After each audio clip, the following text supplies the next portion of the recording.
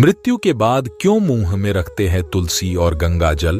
क्यों रखा जाता है हिंदू धर्म में जब किसी की मृत्यु होती है तो कई तरह की रस्में निभाई जाती हैं। गरुड़ पुराण में मृत्यु से जुड़ी बहुत सी मान्यताएं हैं।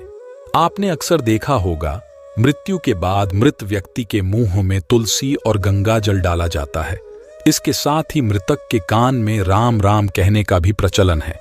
लेकिन क्या आपने सोचा है कि आखिर ऐसा क्यों किया जाता है? मृत्यु के बाद क्यों मुंह में रखते हैं तुलसी और गंगा जल? क्या है धार्मिक मान्यता? मृतक के मुंह में क्यों डाला जाता है गंगा जल और तुलसी? हिंदू धर्म में व्यक्ति के पैदा होने से लेकर उसकी मृत्यु तक, जीवन के हर मोड़ के लिए कोई न कोई संस्कार, प्रथा या कर्मकांड जरूर है। हजारों सालों से चली आ रही इन प्रथाओं और संस्कारों के अलग अलग कारण हैं। इसी प्रकार किसी व्यक्ति की मृत्यु होने के बाद एक संस्कार होता है जिसे अंतिम संस्कार कहते हैं। इसी संस्कार के अंतर्गत एक प्रथा है जिसके अनुसार मृत व्यक्ति के मुंह में तुलसी दल और गंगा जल डाला जाता है। गंगा जल को मानते हैं पवित्र। दरअसल ये कहा जाता है कि जब आत्मा मृत्यु के बाद यमराज के पास जाती है तो उसे अपने कर्मों के अनुसार यातनाएं झेलनी पड़ती हैं।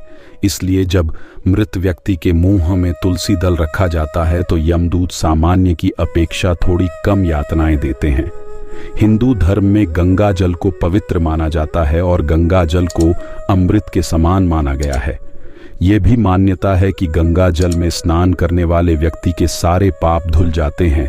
इसलिए जब व्यक्ति मरता है तो उसके मुंह में गंगा जल डाला जाता है ताकि उसको पापों से मुक्ति मिले।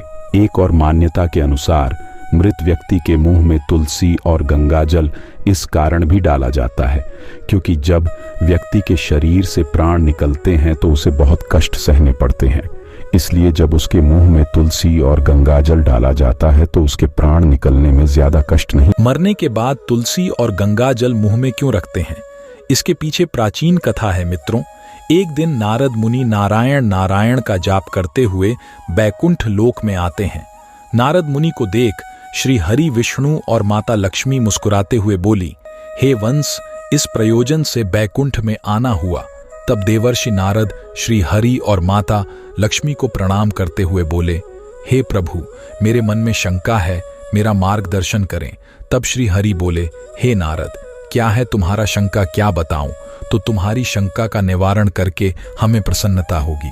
तब नारद मुनि कहते हैं, हे प्रभु, जब कोई मनुष्य मृत्यु के बाद तुलसी पत्र का जल अपने मुख में पाता है और तुलसी में जल देने से क्या होता है तथा उस मनुष्य को कौन से फल की प्राप्ति होती है? तब श्री हरि कहते हैं, हे नारद, तुमने जो प्रश्न पूछा है वह समस्त मानव जाति के कल्याण हेतु अत्यंत उपयुक्त है। जो भी मनुष्य तुलसी पात्र का जल पाता है सौभाग्यशाली होता है।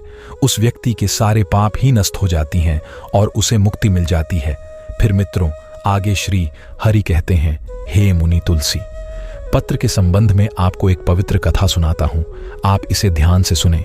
तब देवर्षि नारद कहते हैं, हे प्रभु, ने इस कथा को पूरे ध्यान से सुनूंगा और लोक कल्याण हेतु इस कथा का प्रसार भी करूंगा। कथा आरंभ करते हुए श्री हरि कहते हैं, हे नारद, गंगा तट के किनारे एक परिवार है। इसमें 7 भाई अपनी बहन के साथ रहते थे।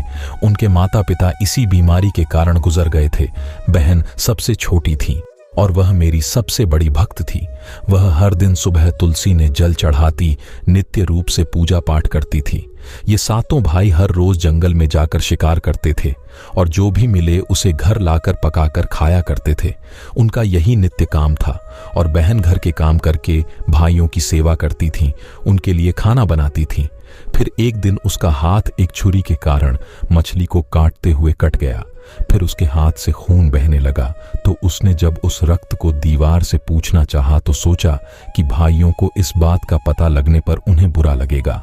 अगर कपड़ों में पोंछ लूं तो भी उनकी नजर से नहीं बच सकता। इसलिए उसने उस रक्त को मछली की सब्जी में ही मिला दिया और जब रात को भाइयों ने सब्जी को खा लिया तो भी उंगलियां चाटते रह गए। उन्हें खाना बहुत पसंद आया। फिर सबसे बड़े भाई ने बहन से पूछा कि आज खाने में क्या मिलाया है जो इतना स्वादिष्ट बन गया है, तो उसने कुछ भी नहीं बताया। किंतु सारी भाइयों के बार बार आग्रह करने बावजूद भी उसने उन्हें नहीं बताया। फिर अगले दिन खाने का स्वाद पुरानी जैसा ही था, इसलिए बड़े भाई ने बहन को कसम दिलाई कि उसने खाने में क्या मिलाया था। तब बहान ने अपने हाथ के रक्त के बारे में उसे बता दिया। फिर मित्रों श्री हरि कहते हैं, हे नारद, बड़े भाई की कुटिल दिमाग में एक बुरा ख्याल आया कि क्यों ना हम अपनी बहन को ही मार कर खा जाए, क्योंकि उसके रक्त की चंद बूंदें इतनी स्वादिष्ट थीं तो फिर उसका मांस इतना स्वादिष्ट और मुलायम होगा। फिर अगले दिन बड़ा भाई अपनी कुटिल योजना सारे भाइयों को बताता है और सबसे छोटे भाई को छोड़ सारी भाई राजी भी हो जाती हैं। तब बड़ा भाई अपनी बहन की हत्या करने की साजिश बना लेता है।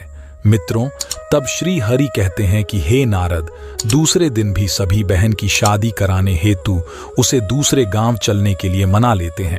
फिर वे सभी अपनी बहन के साथ रास्ते की एक छोटी गुफा में ले जाकर उसे बांध देते हैं और उस पर बाणों से वार करना शुरू कर देते हैं। तभी उसने मन ही मन ईश्वर की प्रार्थना करते हुए कहा कि हे प्रभु, अब आप ही मेरी रक्षा करें। एक चमत्कार हो जाता है। सबसे बड़ा भाई बाण को चलाता है, लेकिन वहां निशाना चूक जाता है। उसका निशाना बार बार छूट जाता है। एक दूसरे भाई भी एक एक करके बाण चलाते हैं, फिर भी उन सभी का निशाना चूक ही जाता है। अंत में सबसे छोटे भाई को बाण चलाने को कहते हैं, किंतु वह मना कर देता है। तब सभी भाई उसे जान से मारने की धमकी देते हैं। तो बहन मुझसे दिन विनती करती हुई बोली, हे प्रभु, अब आप मेरे छोटे भाई की रक्षा करें और मेरे प्राण लें। ऐसा कहते ही सबसे छोटे भाई का बाण बिना निशाने के ही बहन के सीने को भेद जाता है, इसलिए को भी जाता है। फिर सारे भाई अपनी बहन को काट कर पकाते हैं और आपस में परोसते हैं और अंत में सबसे छोटे भाई को उसका सिर खाने को देते हैं। वहां अत्यंत दुखी होकर मन ही मन बहुत रोता है और उसने अपने कपड़ों में एक मछली का टुकड़ा छुपा कर रखा था, तो उसने उसी मछली को ही खाने में मिलाकर खा लिया। खाते समय उसने अपने पात्र के नीचे एक छोटा सा गड्ढा खोदकर उसने अपनी बहन के सिर और हाथ पैर के टुकड़े डाल दिए। फिर भी वहां से चले जाते हैं। फिर श्री हरि कहते हैं, हे नारद, दूसरे दिन छोटा भाई उसी जगह पर आकर एक बांस का पेडडेज अपनी बहन की याद में लगा देता है और उसे रोजाना पानी देता है। इसी तरह कुछ दिन बीत जाने के बाद एक साधु उस बांस के पास मलमूत्र त्यागने हेतु जाते हैं। तो वहां से आवाज आती है, साधु महाराज, आप इस जगह मल का त्याग न करें। तभी वह साधु आश्चर्य से एक बांस के टुकड़े को काट कर अपने साथ रखते हैं और उसकी बांसुरी बना लेते हैं। जब भी वह साधु बांसुरी बजाता तो उसमें से एक स्त्री की सुंदर गाती हुई आवाज आती थी। बड़े तपस्वी उसी बांसुरी बजाते हुए अपना जीवन यापन करने लगे। कुछ समय बीतने के बाद भी साधु उसी बड़े भाई के घर गए तो वहां बांसुरी बजने के अलावा वह कहने लगी कि इसी दुष्ट ने मेरी हत्या की है। ऐसा सुनते ही घर से बड़ा भाई भागते हुए आया और उसने उस साधु को अपने द्वार से आगे भगाया। फिर आगे श्री हरि कहते हैं, हे नारद, इसी तरह वह साधु उन 6 भाइयों के द्वार पर जाता है, किंतु वे सभी साधु को वहां से भगा देते हैं। साधु को तब कुछ हद तक यह बात समझ में आ जाती है कि जिस स्त्री की आत्मा इस बांसुरी में रहती है उसका इन लोगों के साथ जरूर कुछ नाता होगा, किंतु बेचारा साधु उन सभी के साथ कुछ भी नहीं कर सकता था। इसलिए फिर अंत में 7वें भाई के द्वार पर जाता है। तभी वह बांसुरी करती है, यही मेरी प्रिय भाई का घर है। मित्रों के घर में बैठे दुखी भाई को अपनी बहन की पुकार सुनाई दी तो वह भागते हुए घर से बाहर आता है, किंतु देखने पर देखता है कि एक साधु बांसुरी लेकर द्वार पर खड़ा है। तो साधु ने उस भाई को बताया कि यह आवाज इस बांसुरी से आई है। मित्रों श्री हरि कहते हैं कि हे नारद, वह भाई उस साधु से विनती करते हुए उनसे बांसुरी मांगता है। वह साधु उस बांसुरी को 7वें भाई को देता है और वहां से चला जाता है। फिर वह भाई भी अपनी बहन की आवाज वाली बांसुरी बजाता है तो वह उसे कहती है, हे भाई, मुझे पता है कि तुम हमसे बहुत प्रेम करते हो, किंतु मेरी मुक्ति के लिए तुम हर दिन तुलसी में जल चढ़ाओ तथा भगवान श्री हरि की पूजा पाठ और नित्य उनकी सेवा करो। अपनी बहन की आत्मा की बातों को मानकर भाई निश्चित रूप से तुलसी ने जल देगा और घर में पूजा पाठ करता था। श्री हरि कहते हैं, है मुन्नी, मैं उस भाई की पूजा पाठ और कुछ मरी हुई बहन के आत्मा के प्रति प्रेम से भावुक हो गया। फिर एक दिन जब छोटा भाई तुलसी को जल देते हुए मन ही मन मेरा नाम का जप रहा था, तब स्वयं ने उसी तुलसी के पौधे से उस गरीब भाई के घर में प्रकट हुआ। मेरे तुलसी के पौधे से प्रकट होने से वह भाई तुरंत मेरी शरण आया और सच्चे मन से मेरी स्तुति करने लगा। मित्रों, श्री हरि कहते हैं, मैंने उस भाई को तुलसी पत्र का जल उस बांसुरी में डालने को कहा और उसने मेरे नाम लेते हुए उस बांसुरी में तुलसी पत्र से जल डाला तो मेरी आशीर्वाद से उस स्त्री का पुनर्जन्म होकर गया, उस बांसुरी से बाहर आ गई। तब उन दोनों भाई बहन को मैंने तुलसी के संबंध में महत्वपूर्ण ज्ञान दिया था। और अब आप ध्यान से सुने, कौन सी को मेरी पत्नी लक्ष्मी का रूप माना जाता है। हर रोज जल चढ़ाने से जीवन की सभी परेशानियां दूर होती हैं और सुख शांति आती है और धन का लाभ होता है। उसी में जल चढ़ाते समय चंदन का तिलक लगाना शुभ माना जाता है। तुलसी में जल चढ़ाने का सही समय सूर्योदय से लेकर उसके 2 से 3 घंटे बाद तक का ही होता है। तुलसी में हमेशा संतुलित मात्रा में जल चढ़ाना चाहिए। तुलसी के पौधे में रविवार को जल्द नहीं चढ़ाना चाहिए। शाम के समय ही जाने की सूर्यास्त के बाद तुलसी के पौधे भी दीपक नहीं जलाना चाहिए। मंगलवार को तुलसी में जल देने से विष्णु जी और लक्ष्मी जी दोनों ही प्रसन्न होते हैं। तुलसी को अन्य वनस्पतियों में से शुभ और मंगलकारी माना जाता है। रोज सुबह स्नान के बाद तुलसी ने जल अर्पित करने से जीवन के दुर्भाग्य दूर होते हैं।